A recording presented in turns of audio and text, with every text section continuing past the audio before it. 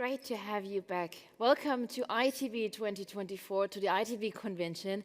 Thank you so much for joining us virtually or for joining us here on site in Berlin. It's great that you made your way towards and despite the strikes to our orange stage. It's great to have you. Thank you so much for coming as we are diving into our third day of the ITB convention when we talk about sustainable and responsible tourism, as it is the sustainable and responsible tourism track. So we're going to really dive into what does it mean to have a sustainable tourism and travel industry. And with that, I have the honor to host today with Willy Legrand.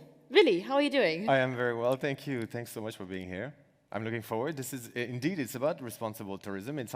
We have a motto, it's on the pioneering together that transition towards a responsible tourism practices. And I'm really looking forward to this. So my name is Willy Legrand, I'm a professor at the IU International University of Applied Sciences, and I'm looking forward to that day of discovery, in fact. Wonderful. So the day is fully packed.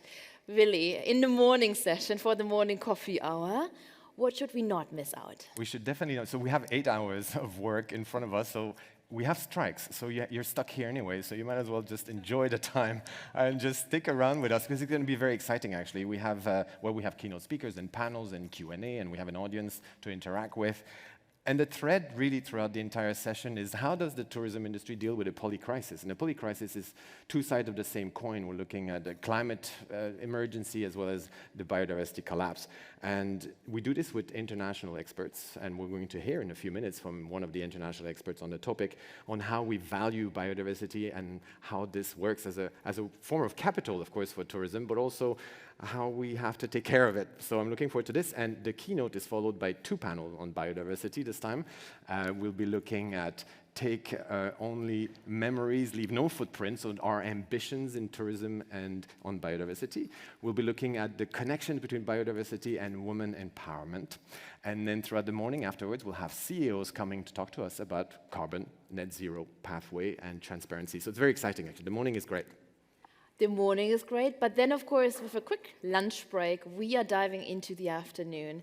Willy, and you just mentioned 8 hours of program, so what is the afternoon program? Yeah, so we dig really into the nitty-gritty of sustainability. We're looking at how when we travel to destinations, what's the connection? How do we actually do our encounters with the local people, in fact? And I'm quite excited about this session. We have very cool panelists, I think, including Deutschland's best well-known couch surfer, so you have to attend this one for sure. We'll be looking as well as, obviously this industry is expected to make a lot of investment for that climate transition, a lot of investment in technology, so we're looking at what does that mean exactly, how do we raise the capital, and what sort of technology is out there that we really need to implement, and so that leads us all the way to 3 p.m. in fact. 3 p.m. and then we have a quick caffeine shot, and then we continue into the evening session, right? You can't go anywhere anyway, so you stick here, you get your coffee, you come back, and we're looking at something you'll be very interested in. It's going to be about the world of greenwashing, blue washing. There's a lot happening. We have also EU directive changing the name of the game and the way we communicate, and so we'll be looking into this. And then this is going to be very exciting, because at the end of the day, at 5 p.m., we're asking, are we drastic enough? I mean, do we need radical changes in this industry? It's not only just about transition, it's really about transformation. And so we have a group of experts that have been asking themselves the question, and they've come up with some ideas on what radical changes can look like. So this is a do not miss session, because this is our last session as well, so it's going to be great. Wonderful. So we have different levels of debate when it comes to sustainability, transformation, and change. And with Willy, with that, I say the stage is all yours. I can't wait to hear all your panelists and the keynotes. And thank you again for coming here. We're going to have a great day together. And the stage is all yours. Willy Legrand. Thank you so much. That's great.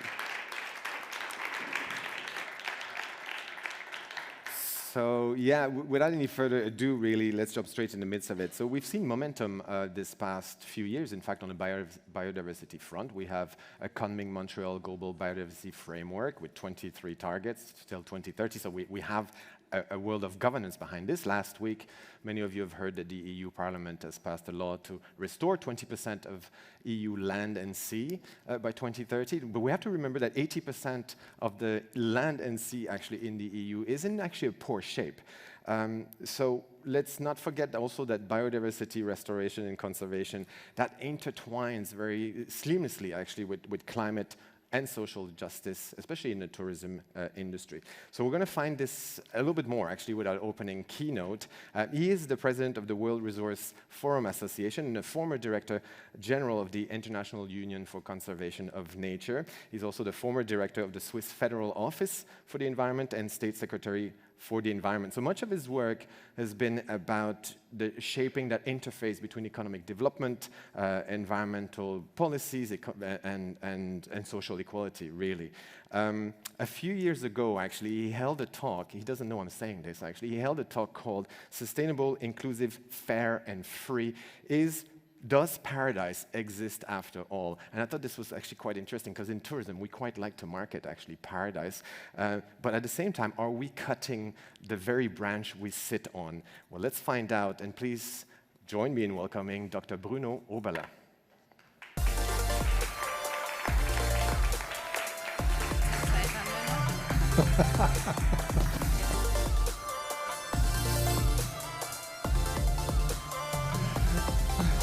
Hello. Welcome. Hi. So, first of all, it's great to have you here. I don't know, how did you make it to Berlin? This is a question that we have these days. I'm really glad for the audience we're having because it's a little bit of a challenge. So, how did the travel go? Yeah, you have to, you consult first the railway's timetable, and then you consult the strike timetable, and then you find the slot. You find the path. It's all about strategy, isn't it? Listen, I leave you with your keynote. Thank you so much for being here. Yeah, thank you.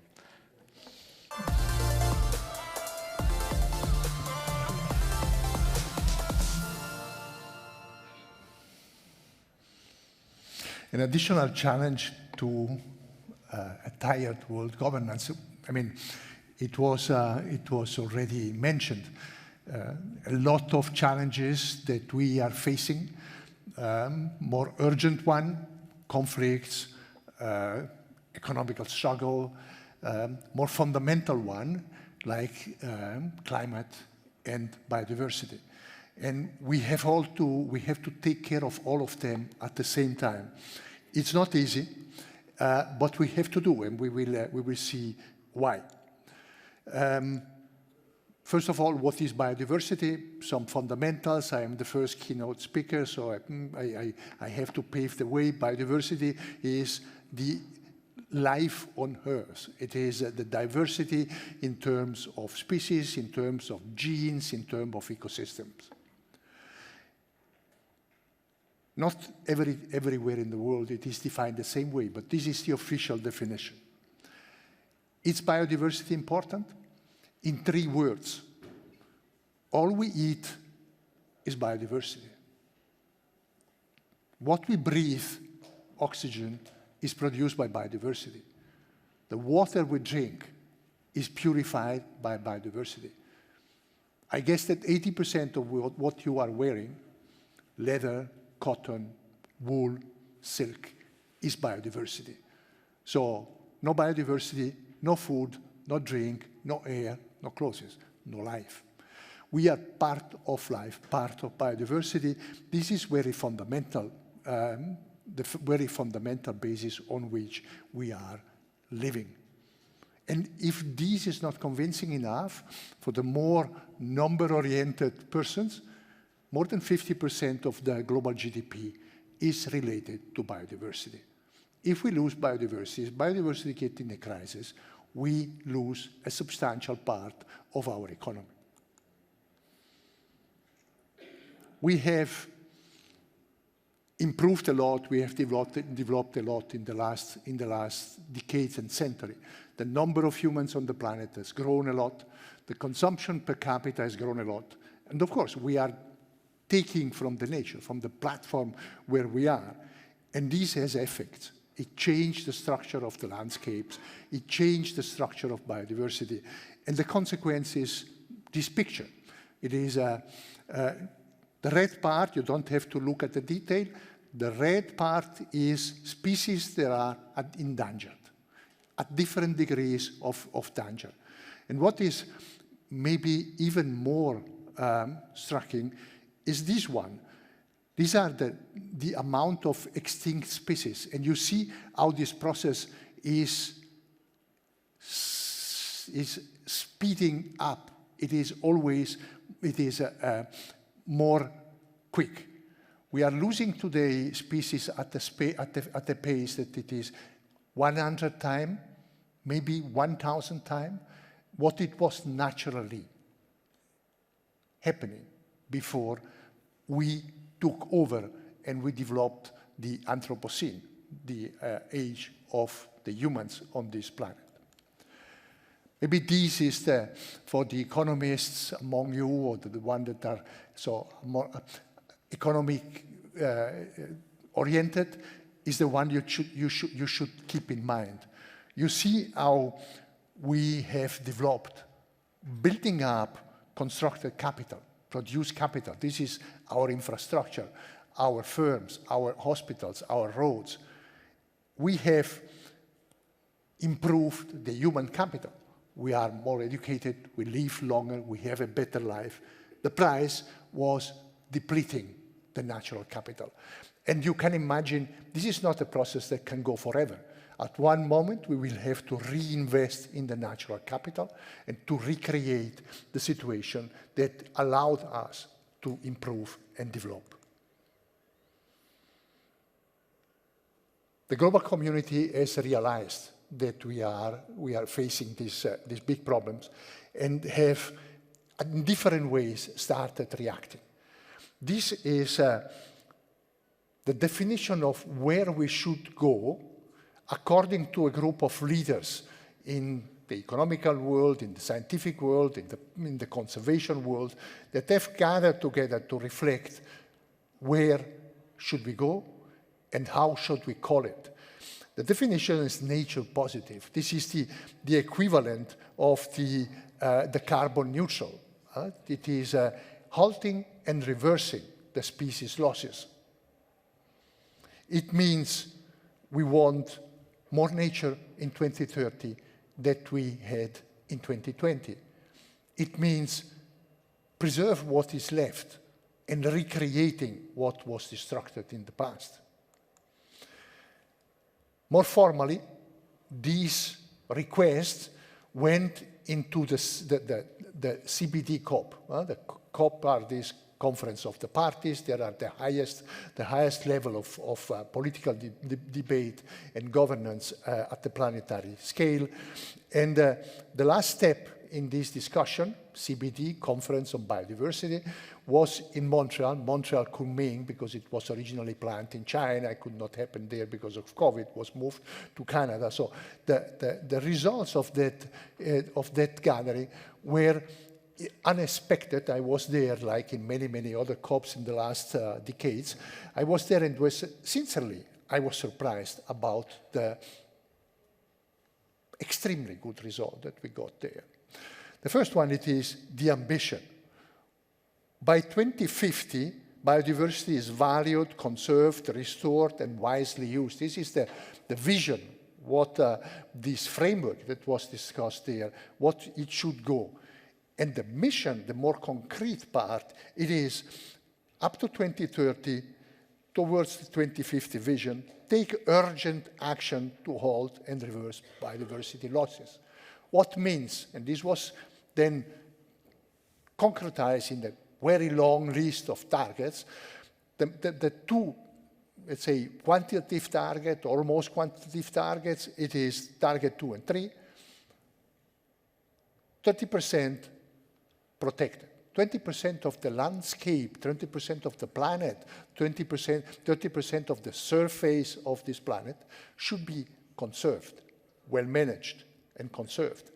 And 30% of what was degraded in the past should be restored until 2030.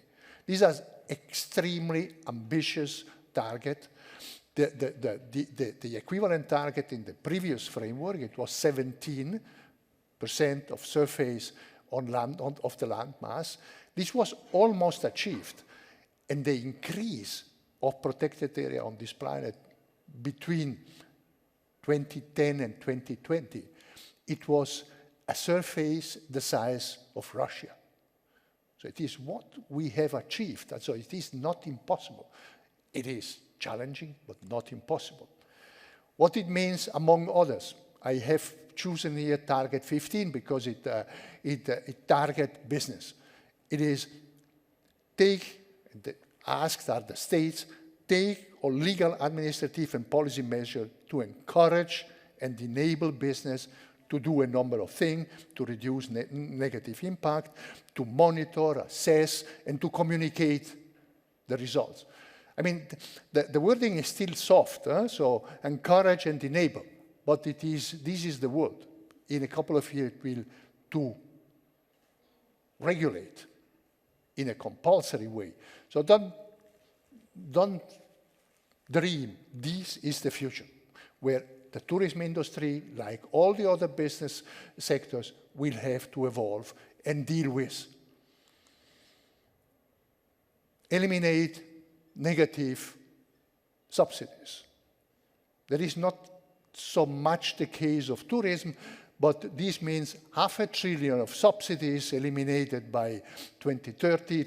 It is very ambitious, I tell you. This is probably one of the most ambitious targets among the ones that are listed there. It is the size of what is requested by states and by economies, and generate 200 billion from a variety of sources to be invested at the global scale in biodiversity. This is state policy, but this is anticipated by in the different countries. The taxonomy in the EU, the regulation already in France, in Article 29 of the French Law on Energy, that requesting now disclosure of the biodiversity risks for financial institutions, so that they will, when they will lend money, they will ask their clients to disclose their risk. So this is also something that is coming to the industry. And then private initiative, the Task Force on Nature-related financial risk and disclosure, that is a business, a private sector-driven initiative to reflect how this target will be delivered. Now, what is the impact actually on the industry? And there is a very interesting publication done by PricewaterhouseCoopers. And this is don't try to get all the detail, it's impossible, but these are the different type of impact that you have, impacts that are coming through the supply chain. What are you using? Food, landscape, what you need to produce tourism offers. The middle one is the direct operation, building an hotel, managing whatever facility, a touristic facility in the world. And the third one, it is the impact through the customers, through the retail system. At the end of the day, also through the changes in the behavior of consumers. Now, there are some sectors that are obviously heavily impacted. Agriculture, forestry, fishery, they are the ones that are directly extracting from nature. And there is categories of manufacturing and economy that are in a middle position, among them tourism. It is from the third one from the bottom, aviation, travel, and tourism. You see not so much red, so not so much high impact, but almost everything orange.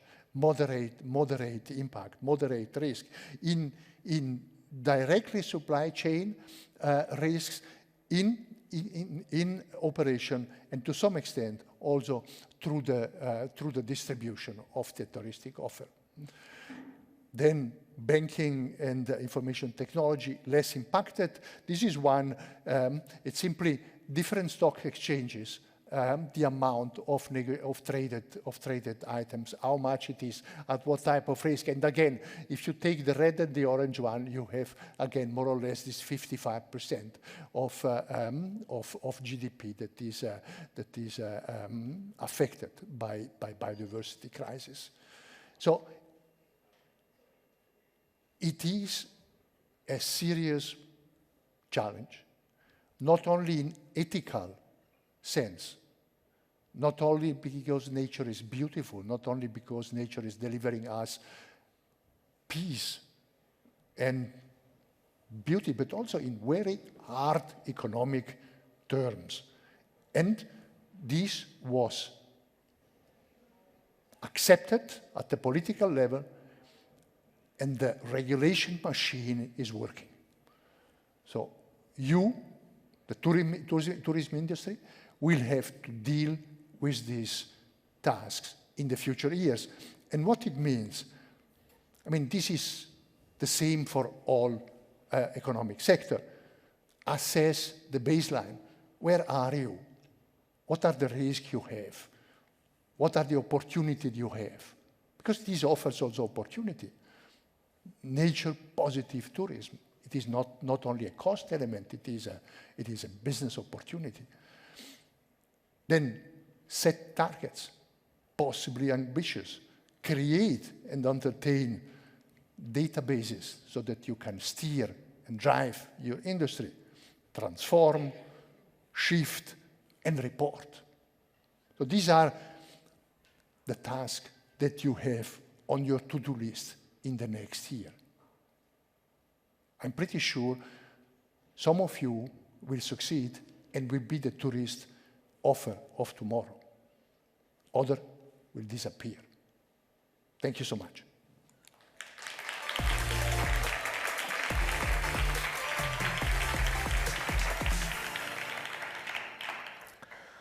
Thank you so much. I've read recently that in the Anthropocene, humans are the asteroid. I guess this probably fits the best here at this point. But listen, you had a list of should and could do the tourism industry. If you have one tip, what must we do this year in 2024? What would it be? This year we will have the COP, the same that we had in Montreal. It will be in Colombia. The discussion will mature, will be concretized. If I would be a CEO of a tourism entity, I would say, okay, guys, let's reflect how much are we at risk? What are the opportunities that we have? Put the baseline and go to Colombia, engage there, bring your vision, because the proactive one will be the one that will shape the regulation of future. Be active on this topic. Thank you so much. We do have tools as well to help us do that. We'll talk about that later this morning, in fact. This was Dr. Bruno Oberle. A big round of applause, please. Thank you. Thank you so much for your visit. Thank you so much. Thanks so much. Bye. That's right. Thank you so much. And this was the start. Back to you, Katie.